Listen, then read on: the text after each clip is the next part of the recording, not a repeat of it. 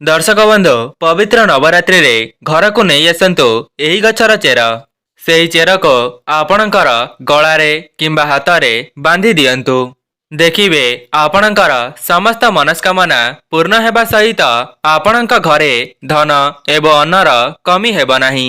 दर्शक बंधु जेमिति कि आपण माने जानिचंती नवरात्रिर पावन पर्व आरंभ होई सारिछि एवं एहार समाप्ति 2 अक्टोबर गुरुवार दिन पड़िबा पई जाउछि। दर्शक बंधु चलित वर्षर नवरात्रि बा दुर्गा पूजा को बहुत अधिक खास एवं महत्वपूर्ण बोली माना जाउछि काहेकि ना एही दिन माँ लक्ष्मींकर सुदशा व्रत मध्य पड़िबा पई जाउछि। दीर्घ 172 वर्ष पर एपरी शुभ जगर उन्मोचन हेउअछि जे गोटिए दिन रे सुदशा व्रत एवं विजयदशमी बा दशहरा पड़िबा पई जाउछि। सेथिपई एही नवरात्रि रे बहुत गुड़िए शुभ जगर संगठन हेबाको जाउअछि। जेउमानकर धनजनित समस्या अछि नचेत सेमानकर चाकरी क्षेत्र रे कोनोसी शुभ फल मिली पारु नाही तेबे आजिर ए भिडियोटी केवल सेमानक पई। दर्शक बंधु मु आपण मानको भिडियोर आगरे बताइबा पई जाउछि पवित्र दशहरा दिन निज घर को नहीं आसतु एही गछर चेर एवं चुपचाप निजर हाथ रे किंबा गलारे बांधी दियंतु। देखिबे आपणकर बंद पड़िथिबा भाग्य मध्य आपणकर साथ देबा आरंभ करिदेब एवं आपण माने बनिजिबे कोटिपति। जो भी क्षेत्र रे आपण माने हाथ देबे सेथिरे आपणको 100% शुभ फल देखिबा पई मिलिब एवं सारा वर्ष आपणक घरे धन एवं अन्नर कमी हेब नाही। जो माने ऋण करजरे बुड़ी जाइतिले सेमानकर ऋण करज लक्ष्मी नारायणकर आशीर्वाद खूब शीघ्र दूर होई जिबा। आज मु आपण मानको जो गछर चेर विषय रे कहिबा पई जाउछि सेही चेरटी अत्यंत चमत्कारी एवं प्रभावशाली अटे। सेथिपई आपण माने थरे मात्र एथर नवरात्रि रे बा दशहरा दिन निज घर को आनी सेही चेरटी को धारण करंतो। आपण माने चाहिए एहार परीक्षा मध्य करि पारिबे। देखिबे आपण माने परीक्षा करिबा मात्रे एहार चमत्कारी शुभ फल आपणको खूब शीघ्र देखिबा पई मिलिबा काहेकि ना एही विरल महासंजोगटी को आपण माने एमिति ही हाथ छड़ा करंतु नाही। जो मानक घरे कली झगड़ा मन मतांतर देखा देउथिला सेमानक घरे मध्य सुख समृद्धिर आगमन हेब एवं देवी दुर्गांकर आगमन मध्य सेही घर को निश्चित हेब। दर्शक बंधु आपण मानक अनुरोध भिडियोटी को स्किप न करी शेष पर्यंत निश्चय देखंतु। जदि आपण माने भिडियोटी को स्किप करि देउछंती तेबे एही चेरर चमत्कारी शुभ फल को आपण माने बुझी पारिबे नाही जा द्वारा सेथिरो आपणको शुभ फल मिली न पारे। दर्शक बंधु संपूर्ण विषय रे जानिबा पूर्वरो भिडियोटी को लाइक करी कमेंट बॉक्स रे जय मां लक्ष्मी जय मां दुर्गा अवश्य लिखि दियंतो एवं चैनल टी रे नुआ थिले चैनल टी को सब्सक्राइब करि दियंतो। दर्शक बंधु सनातन धर्म रे पौराणिक कथा गुड़ी को बहुत अधिक महत्व दिया जाइछि। शास्त्र रे एमिति किछि वृक्षलता रहिछि जाहाको बहुत अधिक पवित्र एवं चमत्कारी भाव रे माना जाइअछि। सेही गछ मानक मध्यरु मु आपण मानको एमिति किछि गुरुत्वपूर्ण एवं चमत्कारी गछ विषय रे कहिबा पई जाउछि जाहाको आपण माने पवित्र नवरात्रि किंबा दुर्गा पूजा दिन सेही उपायटी को करिबा द्वारा आपण मानक जीवन रे बहुत बड़ परिवर्तन आसी परिबो। आपणको केवल पवित्र नवरात्रि रे सेही चेरटी को आनी ताहार भल भाव रे पूजार्चना करिबा पई पड़िबो। एहा परे सेही चेरटी को आपणकर गला किंबा हाथ रे धारण करिबा को हेबो। जो माने सेमानकर भाग्य रे उन्नति चाहुचंती किंबा नूतन चाकरी चाहुचंती सेमानकर जे कोनोसी भी मनस्कामना रही अछि ताहा धन जनित हेउ किंबा चाकरी जनित हेउ समस्त समस्यार मुक्ति पाइबा पई आपण माने एही भिडियोटी को थरे मात्र शेष पर्यंत देखंतु एवं जे उपायटी मु आपण मानक आगरे कहि रखिबी ताहाको थरे मात्र परीक्षा करी देखंतु काहेकि ना एथिरे आपणकर टंकाटे मध्य खर्च हेब नाही बरं आपण माने एही उपायटी को करिनेबा द्वारा आपणकर भाग्य राताराती परिवर्तन होई जिवो। जेहेतु एही दुर्गा पूजाटी अत्यंत विरल अटे ତେବେ ଆପଣମାନେ ଏହି ଦିନ ଯେଉଁ ବି ଉପାୟକୁ ଥରେ ମାତ୍ର କରିନେବେ ତେବେ ସେଥିରୁ ଆପଣଙ୍କୁ ଅନେକ ଗୁଡ଼ିଏ ଶୁଭଫଳ ପ୍ରାପ୍ତ ହେବ ଏବଂ ଆପଣଙ୍କ ଭାଗ୍ୟରେ ଏତେ ମାତ୍ରାରେ ପରିବର୍ତ୍ତନ ଆସିବ ଯେ ଆପଣ କଳ୍ପନା ମଧ୍ୟ କରିପାରିବେ ନାହିଁ। ଦର୍ଶକ ବନ୍ଧୁ, ସେହି ପବିତ୍ର ଗଛମାନଙ୍କ ମଧ୍ୟରୁ କୌଣସି ବି ଗୋଟିଏ ଗଛର ଚେରକୁ ଆପଣମାନେ ପବିତ୍ର ନବରାତ୍ରିରେ ନିଜ ଘରକୁ ନେଇ ଆସନ୍ତୁ। ଆପଣଙ୍କୁ ଆପଣଙ୍କର ଭାଗ୍ୟର ସାଥ ମିଳିଯିବ ଏବଂ ନବଗ୍ରହ ମଧ୍ୟ ଆପଣଙ୍କର ମଜବୁତ ହୋଇଯିବେ। ଦର୍ଶକ ବନ୍ଧୁ, ଏହି ବୃକ୍ଷମାନଙ୍କରେ ଅଦ୍ଭୁତ ଚମତ୍କାରୀ ଶକ୍ତି ଭରି ହୋଇ ରହିଥାଏ, ଯାହାକି ପବିତ୍ର ଦିନମାନଙ୍କରେ ଅତ୍ୟନ୍ତ ସକ୍ରିୟ ଅବସ୍ଥାରେ ରହିଥାଏ, ଯାହାକୁ ଯଦି ଆପଣମାନେ ଥରେ ମାତ୍ର ପରୀକ୍ଷା କରିନେବେ ତେବେ ସେଥିରୁ ଆପଣଙ୍କୁ ଅନେକ ଗୁଡ଼ିଏ ଶୁଭଫଳ ପ୍ରାପ୍ତ ହୋଇପାରେ। ଦର୍ଶକ ବନ୍ଧୁ, ଆପଣମାନଙ୍କୁ ହୁଏତ ଏହା ଅବିଶ୍ୱାସ ହେଉଥିବ, କିନ୍ତୁ ଏହା ଶାସ୍ତ୍ରରେ ମଧ୍ୟ ଉଲ୍ଲେଖ କରାଯାଇଛି ଯେ ଶାସ୍ତ୍ରରେ ମାନ୍ୟତା ଅଛି ଯେ କେତେ ଗୁଡ଼ିଏ ଗଛର ପ୍ରୟୋଗ ଦ୍ୱାରା ଅନେକ ଗୁଡ଼ିଏ ସମସ୍ୟାର ସମାଧାନ ହୋଇପାରିଛି।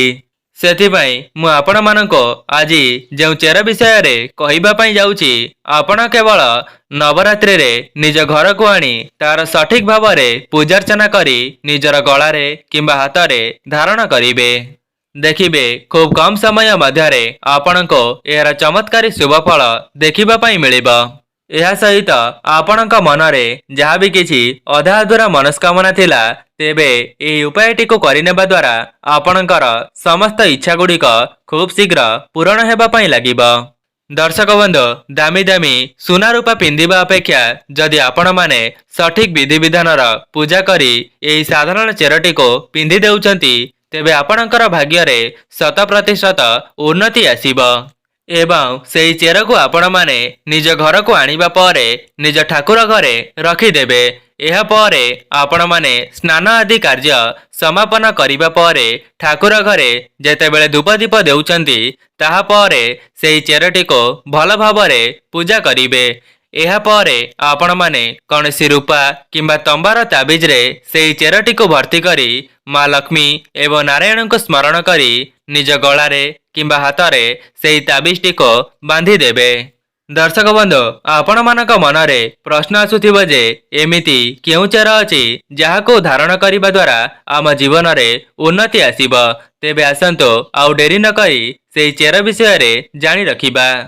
ଦର୍ଶକ ବନ୍ଧୁ, ସର୍ବପ୍ରଥମ ଗଛଟି ହେଉଛି ଧଳା ଅରଖ ଗଛ।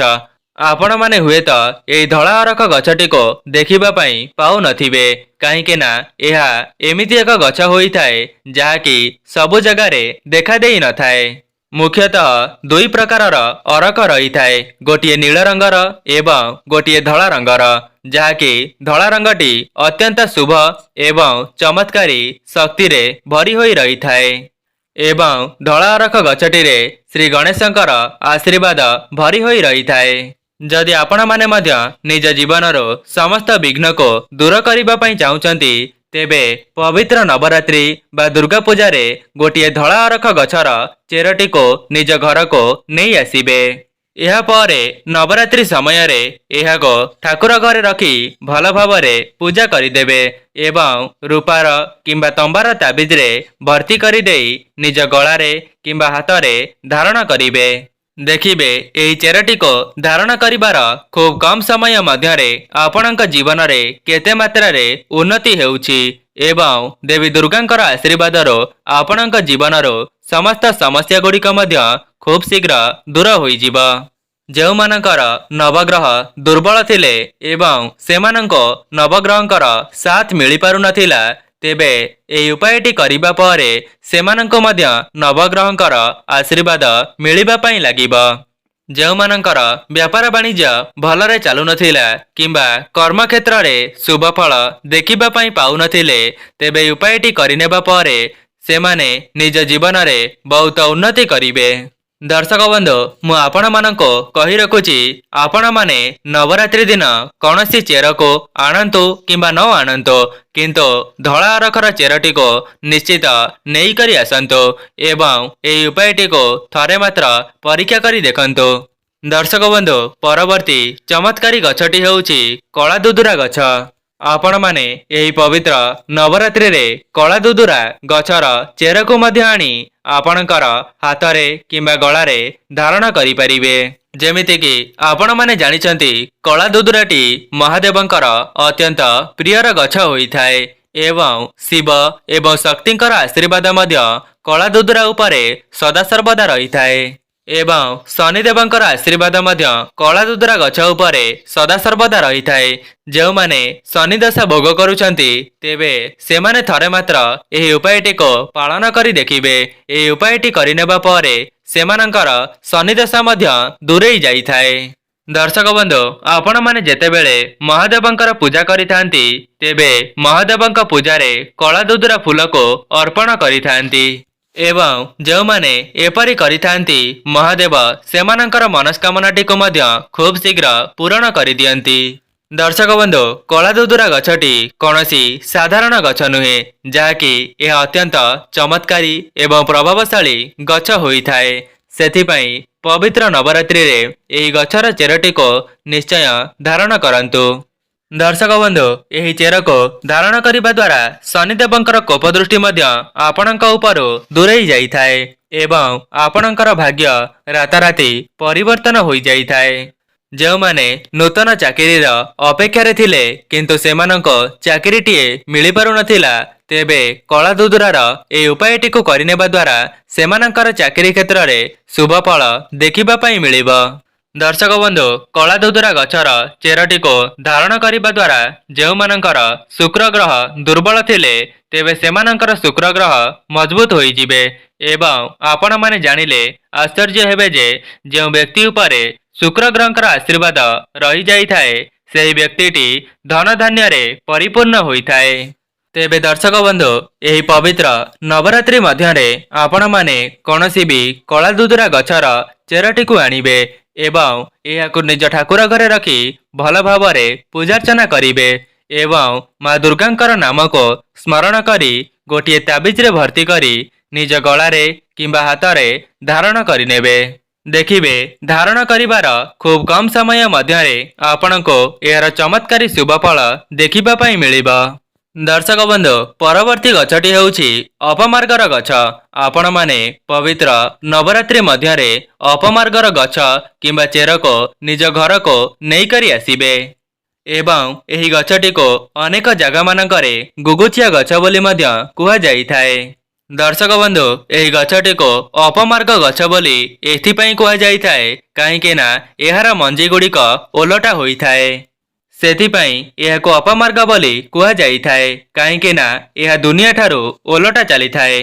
ଦର୍ଶକ ବନ୍ଧୁ, ଏହି ଅପମାର୍ଗ ଗଛର ପ୍ରୟୋଗ ମୁନି ଋଷିମାନେ ପୂର୍ବ କାଳରୁ କରି ଆସିଛନ୍ତି ଯାହାର ଶୁଭ ଫଳ ସେମାନେ ଦେଖିବା ପାଇଁ ପାଇଛନ୍ତି ଏବଂ ଅପମାର୍ଗ ଗଛର ମଞ୍ଜି ଦ୍ୱାରା କ୍ଷୀରିକୁ ପ୍ରସ୍ତୁତ କରି ଖାଇବା ଦ୍ୱାରା 30 ଦିନ ମଧ୍ୟରେ କୌଣସି ଭୋକ ଲାଗିନଥାଏ।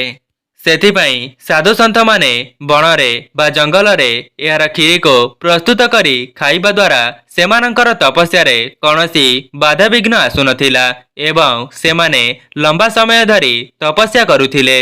ଦର୍ଶକ ବନ୍ଧୁ, ଯେଉଁମାନେ ବି ଏହି ଭିଡିଓଟିକୁ ଦେଖୁଛନ୍ତି ପବିତ୍ର ନବରାତ୍ରିରେ ନିଜ ଘରକୁ ଅପମାର୍ଗ ଗଛର ଚେର ବା ଗଛକୁ ନେଇକରି ଆସନ୍ତୁ ଏବଂ ରୂପାର କିମ୍ବା ତମ୍ବାର ତାବିଜରେ ଭର୍ତ୍ତି କରି ନିଜେ ଧାରଣ କରନ୍ତୁ। ତେବେ ଦର୍ଶକ ବନ୍ଧୁ, ଆପଣମାନେ ଏହି ସୁବର୍ଣ୍ଣ ସୁଯୋଗଟିକୁ ଜମାରୁ ହେଲେ ହାତଛଡ଼ା କରନ୍ତୁ ନାହିଁ। ଦର୍ଶକ ବନ୍ଧୁ, ଶେଷରେ ଅପରାଜିତା ଗଛ ଏବଂ ଏହି ଅପରାଜିତା ଗଛଟି ମା ଲକ୍ଷ୍ମୀଙ୍କର ଅତ୍ୟନ୍ତ ପ୍ରିୟ ହୋଇଥାଏ ଏବଂ ଦଶହରା ବା ବିଜୟା ଦଶମୀ ଦିନ ସୁଦଶା ବ୍ରତ ପଡୁଥିବା କାରଣରୁ ଆପଣମାନେ ମା ଲକ୍ଷ୍ମୀଙ୍କର ଆଶୀର୍ବାଦ ମଧ୍ୟ ପ୍ରାପ୍ତ କରିପାରିବେ। ସେଥିପାଇଁ ଆପଣମାନେ ବିଜୟା ଦଶମୀ ବା ସୁଦଶା ବ୍ରତ ଦିନ ଅପରାଜିତା ଗଛର ଚେରଟିକୁ ଆଣି ନିଜ ଗଳାରେ କିମ୍ବା ହାତରେ ଧାରଣ କରିପାରିବେ ଯାହାଦ୍ୱାରା ଏହି ଚେରଟିକୁ ଧାରଣ କରିବା ପରେ ଲକ୍ଷ୍ମୀ ନାରାୟଣଙ୍କର ଆଶୀର୍ବାଦ ପ୍ରାପ୍ତ ହେବା ସହିତ ଦେବୀ ଦୁର୍ଗା ମଧ୍ୟ ଆପଣଙ୍କ ଉପରେ ପ୍ରସନ୍ନ ହୋଇଯିବେ। ଦର୍ଶକ ବନ୍ଧୁ, ମୁଁ ଆପଣମାନଙ୍କ ଆଗରେ ଯେଉଁ ସବୁ ଗଛର ଚେର ବିଷୟରେ କହି ରଖିଲି ଯଦି ଆପଣଙ୍କ ଦ୍ୱାରା ସମ୍ଭବ ହେଉଛି ସମସ୍ତ ଚେରକୁ ଆଣି ଏକା ସାଥିରେ ପୂଜା କରି ତାବିଜରେ ଭର୍ତ୍ତି କରି ଧାରଣ କରିପାରିବେ। ଯଦି ଆପଣଙ୍କ ଦ୍ୱାରା ସମସ୍ତ ଚେରକୁ ଆଣିବା ସମ୍ଭବ ହେଉନାହିଁ ତେବେ ଆପଣମାନେ କୌଣସି ଗୋଟିଏ ଗଛର ଚେରଟିକୁ ଆଣି ଏହି ନବରାତ୍ରି ବା ଦୁର୍ଗା ପୂଜା ଦିନ ଭଲ ଭାବରେ ପୂଜା କରି ରୂପାର କିମ୍ବା ତମ୍ବାର ତାବିଜରେ ଭର୍ତ୍ତି କରିଦେଇ ନିଜ ଗଳାରେ କିମ୍ବା ହାତରେ ଧାରଣ କରିବେ। ଦେଖିବେ ଆପଣମାନେ ସେହି ଚେରକୁ ଧାରଣ କରିବା ଦ୍ୱାରା ଆପଣଙ୍କ ଜୀବନରେ ବହୁତ ବଡ଼ ପରିବର୍ତ୍ତନ ଆସିବ। ତେବେ ଦର୍ଶକ ବନ୍ଧୁ, ଯଦି ଆପଣମାନଙ୍କୁ ଏହି ଭିଡ଼ିଓଟି ଭଲ ଲାଗିଥାଏ, ଭିଡ଼ିଓଟିକୁ ଲାଇକ୍ କରି କମେଣ୍ଟ ବକ୍ସରେ ଜୟ ମା ଲକ୍ଷ୍ମୀ, ଜୟ ମା ଦୁର୍ଗା ଅବଶ୍ୟ ଲେଖିଦିଅନ୍ତୁ।